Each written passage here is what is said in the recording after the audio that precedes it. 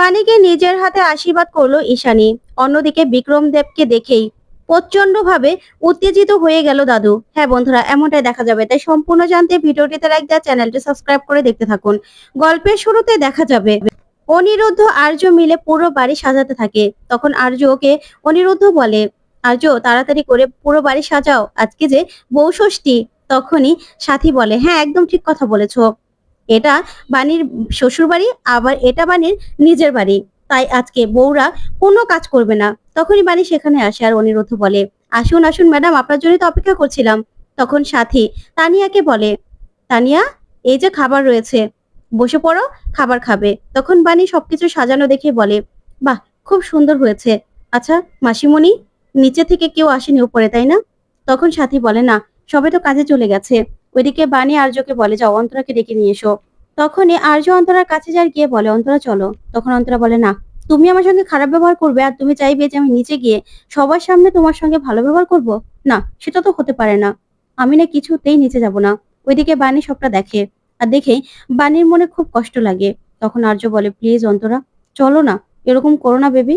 তখনই বাণী এগিয়ে আসে আর বলে, আর্য অন্তরা। তখনই দুজন বাণীকে দেখে দাঁড়িয়ে পড়ে। তখন বাণী বলে, জীবনে না অনেক টানাপোড়েন থাকে, অনেক কিছুই ঘটে, কিন্তু সম্পর্ক একই জায়গায় থাকে। এই সময়গুলো না সব পার হয়ে যাবে, কিন্তু তোমাদের সম্পর্কটা একই থেকে যাবে, দেখবে। তাই এখন এগুলোকে হাসি মুখে মেনে নেওয়ার চেষ্টা করো। চলো, নিচে তোমাদের জন্য সবাই অপেক্ষা করছে। এরকম ভাবে মুখ ভার করে থেকো না, সব ঠিক হয়ে যাবে দেখবে। তখনই আর্য আর অন্তরা বাণীর কথা শুনে আর কিছুই বলে না, বাণীর সঙ্গে নিচে চলে যায়। ওইদিকে বাণী বলে, তোমরা তো দেখেছো, জীবনে না সহজভাবে কিচ্ছু পাওয়া যায় না, চলো। তারপর সবাই মিলে হই হুল্লোড় করতে থাকে। এদিকে বাণী বলে, দাঁড়াও আমি ফোন করছি। তখনই বাণী বিনাক্ষীকে ফোন করে আর বলে, বড়বাবু, ছোট বাবু, আপনার সঙ্গে একটু কথা ছিল। আপনার থেকে জামাই ষষ্ঠীর একটা উপহার চাই। তখন পিনাক্ষী বলে, উপহার চাই? তখন বাণী বলে, হ্যাঁ। তারপরে পিনাক্ষী বলে, ঠিক আছে বলো। তখন বাণী বলে, ওই যে আমরা যে বলেছিলাম আর্যর একটা চাকরির কথা। তখন পিনাক্ষী বলে, বাণী, আমি বাড়িতে এসেই বলতাম, আসলে বাবা আর্য চাকরিটা অ্যাপ্রুভ করে নিয়েছে, সামনের সপ্তাহেই ওর জয়েনিং। তখন তো সবাই মিলে ভীষণ খুশি হয়ে যায়। তখন আর্য আর অন্তরা খুশিতে যেমন নাচতে থাকে। ওইদিকে দেখা যাবে তখনই নয়নতারা মৌলি এসে দাঁড়ায়। তারপরে পিনাক্ষী বলে, হ্যাঁ বাণী, তুমি চিন্তা করো না, চাকরিটা হয়ে গেছে। তখন বাণী বলে, থ্যাংক ইউ ছোট বাবু, সত্যি আমার খুব ভালো লাগছে। তখন অন্তরা বলে, থ্যাংক ইউ আঙ্কেল, আপনার কাছে আমি সারা জীবন কৃতজ্ঞ থাকবো, আমাকে অনেক বড় একটা বোঝার হাত থেকে বাঁচালেন। ওইদিকে পিনাক্ষী বলে, না না, এরকম করতে হয় না, আমি আসছি, বাড়িতে এসেই তারপরে কথা বলবো, ঠিক আছে? তখন তো বাণীর কাছ থেকে ফোনটা এগিয়ে নেয় আর্য অন্তরা আর বলে, thank you uncle, thank you. তখন পিনাক্ষী বলে, ঠিক আছে ঠিক আছে, এই বলে ফোনটা রেখে দেয়। এদিকে বাণী আর অনিরুদ্ধ ভীষণ খুশি। তখন আর্য আর অন্তরা বলে, থ্যাংক ইউ বৌদি, এই সব কিছু না তোমার জন্য হয়েছে। তখন সাথী বলে, আমি জানতাম বাণী পারবে। ওইদিকে নয়নতারা মৌলিকে বলে, দেখেছো দিদি ভাই, সব কিছুর ক্রেডিট ওই বাণী ডাকাতরানি নিয়ে নিচ্ছে। আর্য আর্য আমার দাদু ভাইয়ের চাকরি হলো, সেটারও এই ক্রেডিটটা কে নিচ্ছে? ওই বাণী ডাকাতরানি। আমি না কিছু বুঝতে পারছি না, এই মেয়েটা কি জাদু জানে নাকি, নিজের দলে সবাইকে টেনে নিচ্ছে। তখনই মৌলি মনে মনে বলে, ওই বিক্রম দেব ঠিকই বলেছিল, এদেরকে ব্যবহার করেই আমাকে টাকা, সম্মান সবকিছু কিনতে হবে। আর্য আমার ভাই হয়েছে তো কি হয়েছে, ওকে ব্যবহার করেই এবার আমি ওপরে উঠবো। এবার আর্যকেই আমাকে ট্রাম্প কার্ড হিসেবে ব্যবহার করতে হবে। তখন এই কথা বলে মৌলি এক দৃষ্টিতে তাকিয়ে থাকে। তখন মৌলির দিকে বাণী তাকিয়ে থাকে, আর তাকিয়ে তাকিয়ে মনে মনে ভাবে, না না, মৌলির এই চাউনি তো আমার খুব চেনা, নিশ্চয়ই মৌলি কোনো কিছু প্ল্যান করছে। অবশ্য মৌলির প্ল্যান বলছি কেন, মৌলির সবকিছু তো ষড়যন্ত্র। ও আবার আর্যর কোনো ক্ষতি করার চেষ্টা করবে না তো?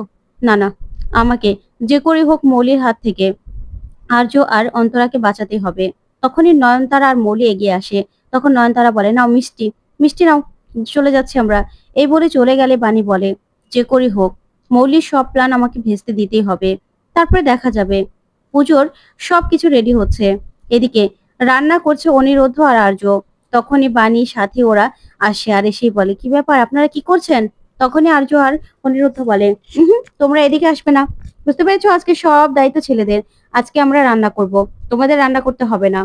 তখনই অন্তরা বলে, তাই নাকি, আজকে তো আমাদের উপোস, তোমরা রান্না করবে কি করে? আর তাছাড়া কি বা রান্না করবে, তোমাদের রান্না খাওয়া যাবে? তখন অনিরুদ্ধ বলে, বলেই দেখো না, সবকিছু রান্না করে দেব। তখনই আর্য অন্তরার পছন্দের খাবার রান্না করার কথা বললেই অন্তরার মনে পড়ে যায় যে অন্তরা আর্যর মন ভালো করার জন্যই এই রান্নার কথা বলেছিল। তখন সাথী বলে, কিন্তু অনিরুদ্ধ, আজকে তো আর এগুলো খাওয়া যাবে না, কিন্তু উপসে যা যা খাওয়া যাবে তা রান্না করো, সাবুর পায়েস। তখন তানিয়া বলে, না না আমি খাবো না। তারপরে বানি হাসতে থাকে। তখন সাথী বলে, হ্যাঁ তা খাবে কেন, তুমি তো আলু ভাজা ছাড়া আর কিছু খেতে পারো না। তারপর অনিরুদ্ধ বলে, তাহলে বলো না কি খাবে তোমরা? লুচি, লুচি আলুরদম করি। তখন বানি বলে, হ্যাঁ লুচি আলুরদম করা যেতেই পারে, কিন্তু আমাদেরকে তাড়িয়ে দিচ্ছেন না, মনে রাখবেন। আমাদের ডাকলেও আমাদের থেকে হেল্প চাইলে কিন্তু পাবেন না। তারপরে অনিরুদ্ধ আর আর্য সবকিছু রান্নাঘরে খুঁজতে থাকে। কিছু খুঁজে না পেলেই বাণীকে ডাকতে থাকে আর বলে, কোথায় এই ময়দা, এসব কোথায় আছে? তখন বাণীর সাথে ওরা হাসতে থাকে। তারপরে দেখা যাবে পুজো শুরু হয়ে যায়। আর ঈশানী, পিনাক্ষী সবাই আসে। তখন সাথী বলে, ঈশানী তুমি এসেছো, তুমি আসাতে না পুজোটা ফুলফিল হলো। আজকে তো জামাই ষষ্ঠী, তোমাকে তো আসতেই হতো। তখন ঈশানী বলে, সাথী সবকিছুর আয়োজন তুমি করেছো, শুধুমাত্র তার জন্যই আমি এসেছি। তখন সাথী বলে, একই কথা? তখন ঈশানী বলে, হ্যাঁ, আমার মেয়ের জামাইও নেই, আর আমার জন্য জামাই ষষ্ঠীও নেই, তাই আমি কিসের জন্য এগুলো করব বলো তো? তখন নয়নতারা বলে, হ্যাঁ তাই তো, এগুলোই তো আর সবাই বুঝতে পারে না, তাই না? অন্যের মিথ্যে কথা জোরালো ভাবে বললেই তো আর হয় না। তখন অনিরুদ্ধ বলে, কোনো কিছু জোর করে অস্বীকার করলেই তো আর সেটা মিথ্যে হয়ে যায় না। উপরওয়ালা যা ইচ্ছে তাই তো হবে, তাই না ঠাম্মি? সেটা তো আপনিও ভালো জানেন। তখনই নয়নতারা বলে, চিৎকার করে করে মিথ্যাটাকে সত্যি বানানোর চেষ্টা করো না অনিরুদ্ধ। তখন অনিরুদ্ধ বলে, আমি কোনো কিছু সত্যি বানানোর চেষ্টা করছি না।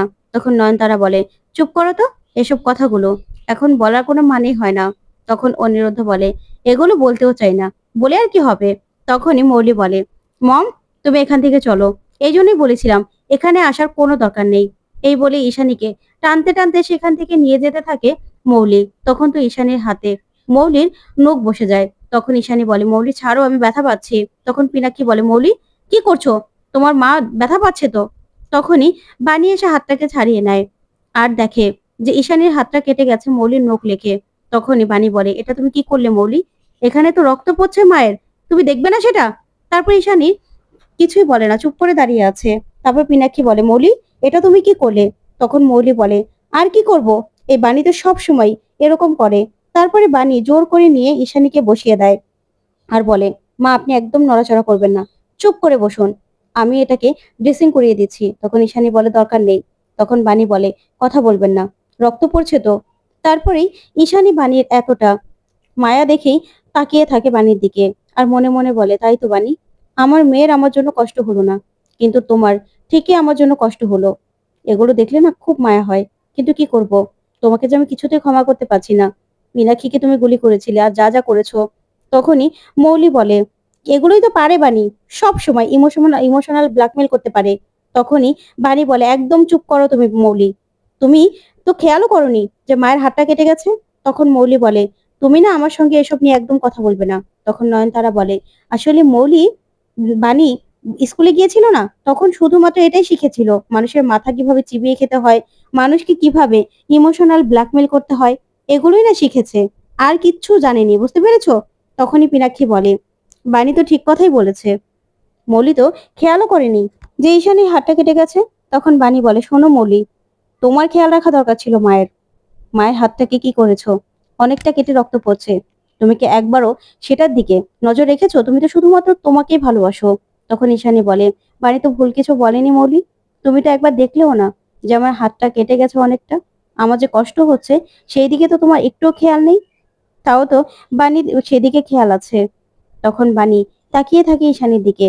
তারপর সাথী বলে, আচ্ছা ঈশানী, বাণী তো তোমার মেয়ের মতো, তাহলে তুমি এরকম কষ্ট কেন পাচ্ছ? আর তাছাড়া আজকে তো জামাই ষষ্ঠী, এগুলো নিয়ে মন খারাপ করো না, চলো, আজকে অনেক কাজ রয়েছে। তারপর সবাই মিলে খুব হই হুল্লোড় করতে থাকে। ঠিক তখনই সেখানে নকুল চলে আসে আর সে বলে, আমিও ষষ্ঠী করার জন্য চলে এসেছি, মৌলি আমার মেয়ে তো সেই জন্য। আসলে নমিতাকে বললাম, কিন্তু নিজের মেয়ের জন্য আসতে চাইছে না, আর অন্তরার জন্য আর আর্যর জন্য পুজো দিয়েছে, কিন্তু মৌলিকে তো সে মেয়ে বলে মানতেই চাইছে না। মৌলি বেপরোয়া, বেয়াদব, সেজন্য। ওইদিকে মৌলি প্রচন্ড ভয় পেয়ে যায়। তারপরে নকুল বলে, সেজন্য আমি ফল মিষ্টি নিয়ে চলে এসেছি, আমি ওদের ষষ্ঠী করব। তখন নয়নতারা নকুলকে বলে, নকুল বাবা, তোর মনে হয় ওষুধগুলো ভালো করে পড়ছে না, না? সেজন্য আবল তাবল বলছিস, তাই তো? তখনই নকুল মনে মনে ভাবে, মা, তুমি যতই লুকোনোর চেষ্টা করো না কেন, আজকে আমি মিষ্টিও খাবো, মিষ্টি মিষ্টি কথাও বলবো, তিতা কথাও বলবো, কেউ আমাকে আটকাতে পারবে না। ওইদিকে মৌলি প্রচন্ড ভয় পেয়ে যায়। তারপরে দেখা যাবে পুজো শুরু হয়ে যায়। সবাইকে সবাই সবার ছেলে মেয়েদের মঙ্গল ধাগা বাঁধতে থাকে। এদিকে ঈশানী মৌলিকে বাঁধে। তখন মৌলি কান ধরে ঈশানীকে বলে, সরি মম। এদিকে দেখা যাবে বানি ও তানিয়াকে সে মঙ্গল ধাগা বেঁধে দেয়। তখনই সাথী বলে, ঈশানী, বানিও তো তোমার মেয়ের মতো, তাই বানিকে মঙ্গল ধাগা বেঁধে দেবে না?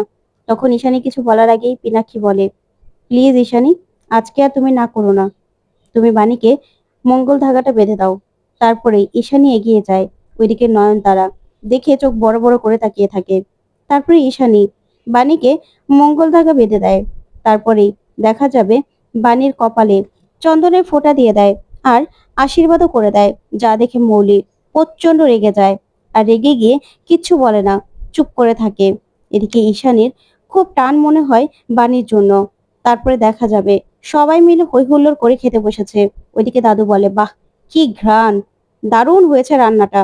তখন অনিরুদ্ধ বলে, হ্যাঁ, আজকে সব আমরা রান্না করেছি, সবার পছন্দের লুচি, আলুর দম, তারপরে ক্ষীর, সবকিছু। তখন বাণী বলে, আপনি এত কিছু করতে পারলেন? তখনই দেখা যাবে সবাই খেয়ে দারুণ প্রশংসা করে। ওইদিকে সাথী বলে, আলুর দমটা দারুণ হয়েছে। তারপর আর্য বলে, থ্যাংক ইউ মা। তারপরে ঈশানীও খুব প্রশংসা করে। তারপর বাণীকে অনিরুদ্ধ বলে, বাণী, তুমিও বসে পড়ো। তখন বাণী বলে, না না মিস্টার চ্যাটার্জি, আপনি না খেতে তো আমি খেতে পারবো না। তখন দাদু বলে, বাণী, এই হলো তোমার ঈশানীর মতো একটা রোগ। ঈশানীও না পিনাকিকে ছাড়া খেতেই চায় না। কেন? সব সময় যে ছেলেরা আগে খেতে হবে এমন কোনো কথা আছে নাকি? ঘরের বউরাও তো কখনো কখনো আগে খেতে পারে, তাই না? এদিক থেকে নয়নতারার আবার এগুলো মানার কোনো বালাই নেই। নয়নতারা নিজের মতো করে নিজে খেয়ে নেয়। তখন নয়নতারা তাকিয়ে থাকে। তখনই দেখা যাবে দাদুর কথা শুনে সবাই হাসতে থাকে। ঠিক তখনই সেখানে এসে হাজির হয় বিক্রম দেব। আর এসেই বলে, বাহ, সবাই মিলে খুব আনন্দ করছো, তাই তো? তখন বিক্রম দেবকে দেখেই সবাই দাঁড়িয়ে পড়ে আর প্রচন্ড রেগে যায় পিনাক্ষী, তারপরে দাদু, আর ওইদিকে সাথীও। তখনই দেখা যাবে নকুল বলে, আপনি কে ভাই? আর আপনি কোথা থেকে এসেছেন? তখন সাথী বলে, বিক্রম দেব। তখন তো বিক্রম দেব বলে, হ্যাঁ, খুব আনন্দ করছো, তাই তো? সবাই খুব আনন্দ করছো, ভালো লাগছে দেখে। এই রয় আর চ্যাটার্জি বাড়ি আবার মিলে গেছে। তখনই দেখা যাবে দাদু বলে, তুমি কেন এসেছো? বিশ্বাসঘাতক, তোমাকে এখানে কে ঢুকতে বলেছে? কেন এসেছো? তখন বিক্রম দেব বলে, কেন, আমি আসাতে কি হয়েছে? তখন ঈশানী বলে, বাবা, নিজেকে সামলান, এরকম করবেন না। তখনই অনিরুদ্ধ বলে, দাদু, উনি তো বিক্রম দেব, অনেক বড় একজন বিজনেসম্যান, আপনি ওনার সঙ্গে এরকম ভাবে কথা বলছেন কেন? তখন দেখা যাবে বাণী বলে, হ্যাঁ তাই তো, উনি তো আমাদের কম্পিটিশনের জাজেসও ছিল, তাই না মিস্টার চ্যাটার্জি? ওনার সঙ্গে এত খারাপ ব্যবহার করা হচ্ছে কেন? তখন সাথী বলে, আসলে ও একটা খারাপ, তুই তো ছিলি না অনিরুদ্ধ, সেই জন্য তুই জানিস না, ও একটা প্রতারক। ঠিক তখনই বিক্রমদেব তাকিয়ে থাকে। তারপরেই মীনাক্ষী বলে, ও একটা বিশ্বাসঘাতক। তখন বিক্রমদেব বলে, তাই নাকি? আমি আর কি করেছি? আমি তো কিছুই করিনি। তোমাদের কোম্পানি তো এখন ডুবতে বসেছে, তাই একটা সাজেশন দেওয়ার জন্য এখানে এসেছি। সবার উত্তেজিত হওয়ার কোনো দরকার নেই। শোনো অনিরুদ্ধ, তুমি তো ইয়াং বিজনেসম্যান, তুমি আমার কথাটা ঠিক বুঝতে পারবে, তোমার দাদুকে বোঝাও, কিছু শেয়ার আমার কাছে বিক্রি করতে বলো। তখনই দাদু প্রচন্ড রেগে যায় আর বলে, কি, তোমার কাছে আমি শেয়ার বিক্রি করব? তোমার মতো বেইমানের সঙ্গে আমরা কোনো রকম কোনো ডিল করব না। তখন বিক্রমদেব বলে, এত উত্তেজিত হবেন না, আপনাদের ভালোর জন্যই বলছি। তখন পিনাক্ষী বলে, এত বছর পরে তুমি কেন এসেছো?